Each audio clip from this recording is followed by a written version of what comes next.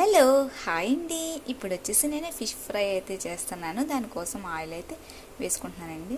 ఇదిగోండి చేప ముక్కలు అయితే కలిపి పెట్టుకున్నాను కదా, ఇదైతే 1 అవర్ అయితే అయ్యింది.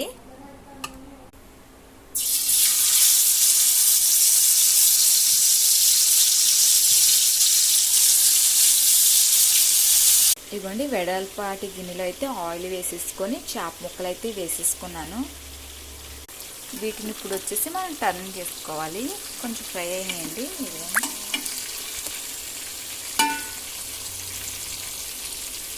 ఇట్లా టర్న్ అయితే చేసుకోవాలి వీటిని.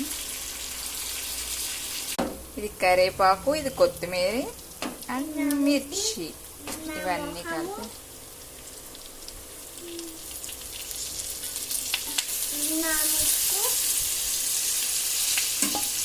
ఇది కొంచెం ఫ్రై అయితే సరిపోతుంది. Fish fry ready.